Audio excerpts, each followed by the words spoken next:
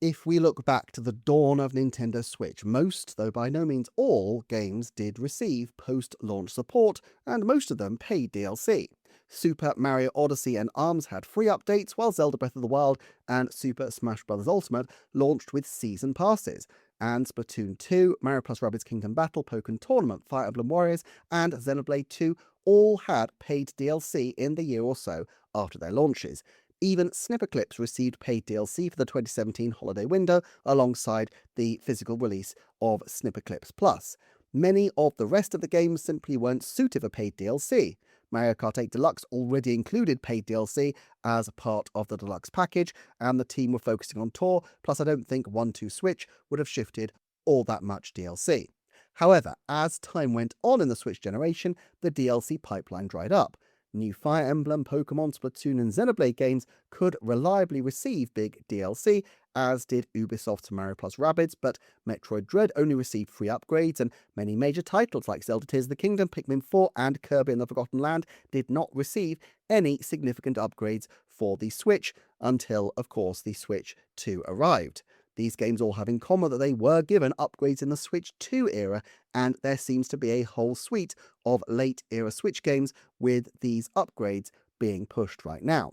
So why the different strategy, and will we see Nintendo going back to a fill your boots 2017 philosophy for the new system, or will they pivot in strategy again? Let's start by winding back to the purpose of DLC from Nintendo's point of view. Yes, it is an expansion of the original game, but for Nintendo it represents something else, a chance to earn more income on a game that they have already invested a lot into.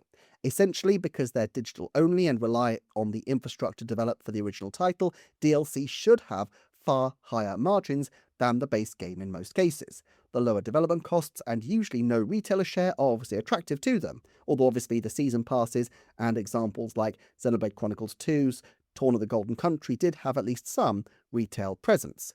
However, I think there's another motivation, which is that if Nintendo has a cohesive internal group working on a project, it just makes sense for them to do a victory lap before moving on. Eiji Aonuma commented in 2017 that he expected DLC to become an important part of future Zelda development, and of course we know that Tears of the Kingdom was originally conceived of as Breath of the Wild DLC. However, the kinds of games which are still receiving DLC now have something in common. Xenoblade's Monolith Soft, while part of Nintendo fully as of late 2024, was at least semi-perforated in terms of its development structure and had some degree of independence. Intelligent Systems of Fire Emblem and Game Freak of the Pokemon Company are also independent of Nintendo, even though their products are co-owned with the company. Ubisoft also is an independent studio from Nintendo despite licensing Mario for the Rabbids crossovers. For relatively small companies, it makes sense to strike while the iron is hot and exploit the properties soon after launch. This also makes sense for a title like Splatoon, where Nintendo wants to keep the most expansive audience of relatively young players engaged between titles. However, most of Nintendo's big DLC-getting titles are not games Nintendo see as being useful for their short-term sizzle, but rather their long-term returns. We've seen with Super Mario 3D World, Mario Kart 8 Deluxe, and Kirby and the Forgotten Land that late-in-life DLC doesn't even have to be for the same system as the original game, but can be very effective as a way to prolong the life of a successful title. DLC also has a tremendous advantage in this era of ever longer dev times, in that it can be developed fairly quickly. In fact, Nintendo is perfectly capable of developing DLC alongside their original games, but then sitting on the DLC until the time is optimal. But equally, they have a huge internal staff, and those people stay for long periods, so asking a team to go back to an older game and build it out is far less of a difficulty for them than it might be for another studio. Of course, none of this was a consideration early in the Switch's life because Nintendo simply did not have many games, and so they were desperate to sweat the assets of the titles they did have and keep the sense alive that the Switch was a console still being updated, despite their 2018 lineup relying heavily on new versions of old titles, some of which were fairly perfunctory Wii U ports. Nintendo also had just passed through a decade of high turbulence and periods where they were actually losing money, and Switch was by no means a certain bet. They needed to profit off these titles in the short term to stabilize things. However, by the 2020s, Nintendo could afford to be a bit more patient. Having the opportunity to return to these old titles at the end of the Switch's life and the beginning of Switch 2's made a lot of sense for that difficult console-to-console transition. You re-enlist these old games as potential new evergreens in their Nintendo Switch 2 edition format. You promote the older titles into the mix for your large existing install base, which saves on advertising costs. You remind people of the value of Nintendo products just as they're considering buying a new system, and you reduce your reliance on the uncertain schedule of major AAA titles during the early period of the new system's life. In 2018, Nintendo relied on deluxe editions of past titles, but essentially the Nintendo Switch 2 editions are the same playbook.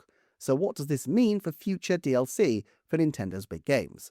Well, we saw Donkey Kong Bonanza almost instantly getting an upgrade mode, but then again, that came during an odd month when Nintendo, despite their new system being on the market only for a few months, had no major game, and also when they were trying to keep the hype alive for Donkey Kong Bonanza before transitioning to the Mario Anniversary. We could certainly see more examples like this, but I tend to think that this was an exception rather than the rule.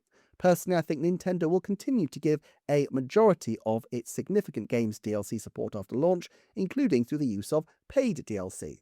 However, I don't think they will be in the slightest rush to get there. For one thing, development periods for games have become so long that no sooner is the old game out the door than they need to be urgently thinking about the next title, which could even be for a future console.